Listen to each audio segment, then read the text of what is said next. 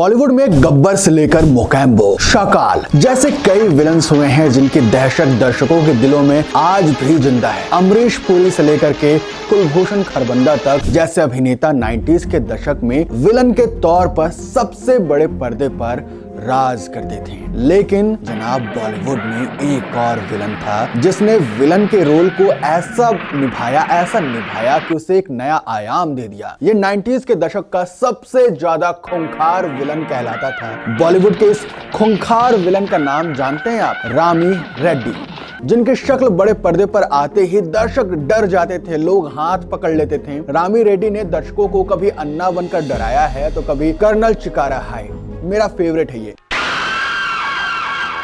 क्यों शिवा, मेरे को देख के खुशी नहीं हुई तेरे को? नहीं है ना, ऐसी बात नहीं है। बनकर मार काट मचाते थे। रामी रेड्डी ने अपने खूंखार लुक और अंदाज से अभिनय की दुनिया में एक अलग पहचान बनाया है। उस दौर में वो ऐसे विलन बनकर उभरे थे जिनकी एक्टिंग के आगे बड़े बड़े एक्टर भी फीके पड़ जाते थे। रामी रेड्डी के मशहूर किरदारों की बात करें तो वो बहुत सारे हैं। जैसे मैंने आपको बताया, वक्त हमारा है का कर्नल चिकारा, 420 का रंग का दिलवाले के गुण और दादा में यशवंत से लेकर अंजी में गुरुजी बनकर उन्होंने लोगों को खूब ज्यादा डराया है। साल 1989 में रामी रेड्डी को अंकुशम फिल्म के लिए बेस्ट विलन का अवार्ड भी मिला था। अच्छा, मुझे काफी टाइम पे ये लगता था कि रोहित शेट्टी के बाप यही हैं। खैर, रामी रेड्डी ने अपने समय में लगभग हर बड़े स्टार के साथ काम किया है। रामी रेड्डी का पूरा नाम भी जान लीजिए आप, गंगासानी रामी रेड्डी था और उनका जन्म आंध्र प्रदेश के चित्तूर जिले में वाल्मीकिपुरम गांव में हुआ था।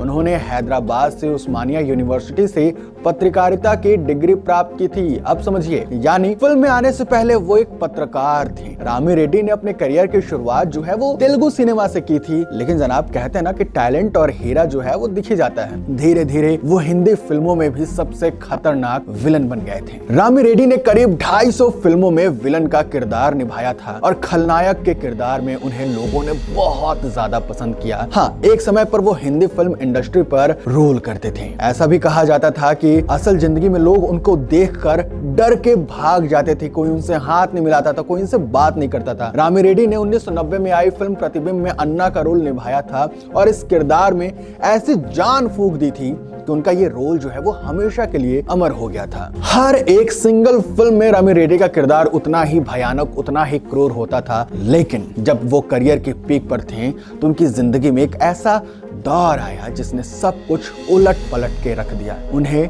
लीवर की गंभीर बीमारी हो गई, जिसके बाद वो लगातार बीमार रहने लगे। इस बीच जब लंबे समय बाद वो एक इवेंट में दिखे तो बदला सा रूप देखकर लोग चौंक गए थे। रामी के पास सिर्फ हड्डियों का ढांचा रह गया था, बिल्कुल दुबले, बिल्कुल मांसपेशियां नहीं। रामी का आखिरी समय बहुत ही मुश्किलों और दर्द से भरा रहा था। जो कभी खूंखार विलन हुआ करते थे वो अब दयनीय स्थिति में आ गए थे। हालत इतनी खराब हो गई थी कि उन्हें पहचान पाना मुश्किल था और उनकी मौत 24 अप्रैल 2001 में किडनी के बीमारी से हो गई। लेकिन कुछ लोगों का कहना यह भी है कि उन्हें कैंसर भी था।